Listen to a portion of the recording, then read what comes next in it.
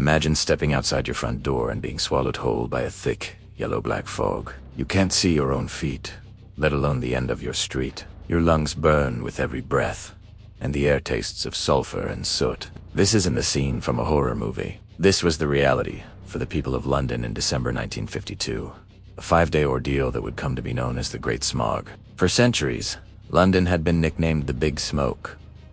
Its pea-soup fogs were infamous, romanticized even, in literature and art.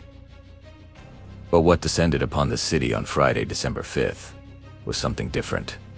It was a monster. A perfect storm of environmental and meteorological conditions brewed this toxic nightmare. London in the 1950s was a city powered by cheap, low-grade coal. Millions of homes had coal-burning fireplaces for heat, and the city's power stations, like the iconic Battersea Power Station, belched plumes of smoke into the sky day and night. Normally, this smoke would rise and disperse, but in early December 1952, a weather phenomenon called a temperature inversion occurred. A layer of warm air settled over London, trapping a layer of colder, denser air near the ground. It acted like a lid on a pot, preventing any of the city's pollution from escaping. So, all the smoke from those millions of chimneys, the sulfur dioxide from the power plants, the exhaust from diesel buses, that all just stayed, trapped at street level, getting thicker and more poisonous with each passing hour. The experience for Londoners was terrifying and surreal. Visibility dropped to near zero. People described being unable to see their own hands held in front of their faces. Getting around became a treacherous guessing game. Drivers abandoned their cars in the middle of the road. Conductors on the iconic red double-decker buses had to walk in front of their own vehicles with flares, trying to guide the driver along the curb. It was often faster and safer to simply feel your way along the walls of buildings. Public transport ground to a halt. The London Underground was overwhelmed as it was the only reliable way to travel. Ambulance services stopped, leaving the sick to fend for themselves. Police reported being unable to see criminals they were chasing. And crime, particularly burglaries, spiked under the cover of the impenetrable gloom. Even indoors there was no escape. The greasy, yellow smog seeped through every crack in doors and windows. It coated every surface with a black, sticky film. Cinemas had to stop showings because the fog became so thick inside that the audience could once see the screen from their seats. Concerts were canceled because singers were choking on the air. For those with respiratory conditions like asthma or bronchitis, the smog was a death sentence. Hospitals were quickly overwhelmed. The air was so saturated with pollutants, sulfur dioxide reacted with the water droplets in the fog to form sulfuric acid.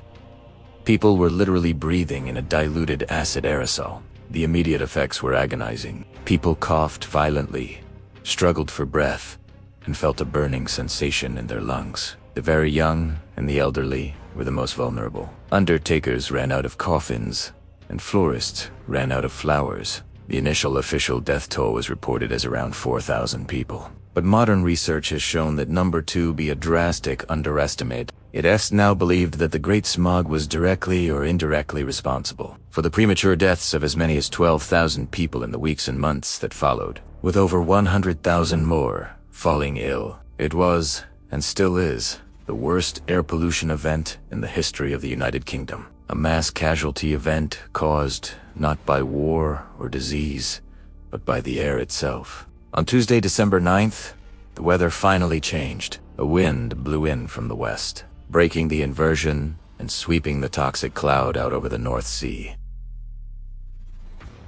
Londoners emerged into the daylight, blinking in the winter sun, to survey the damage. The city was coated in a layer of black grime, but the real cost was counted in human lives. At first, the government, led by Prime Minister Winston Churchill, was reluctant to act. They downplayed the event, blaming it on the weather, a natural occurrence, but the scale of the tragedy was impossible to ignore. The public outcry, fueled by shocking media reports and the sheer number of deaths, forced a change. The Great Smog became a turning point, a brutal wake-up call that demonstrated the deadly consequences of unchecked air pollution.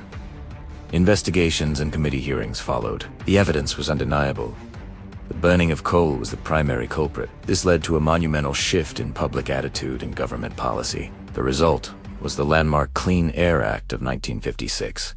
This revolutionary piece of legislation aimed to control smoke pollution in urban areas. It introduced smoke control areas where only smokeless fuels could be burned in homes. It also forced factories and power stations to switch to cleaner coals, move to rural areas, and build taller chimneys to better disperse pollutants. The impact of the Clean Air Act was dramatic and immediate. The infamous London pea soupers became a thing of the past. The air quality in the city improved significantly over the following decades. Buildings that had been blackened by a century of soot, like St. Paul's Cathedral, were cleaned, revealing their original pale stone. The Great Smog of 1952 serves as a stark and powerful lesson from history. It demonstrates how human activity can have devastating environmental and public health consequences. But it also shows that with political will and public pressure, positive change is possible. It laid the foundation for modern environmental movements and legislation not just in Britain, but around the world.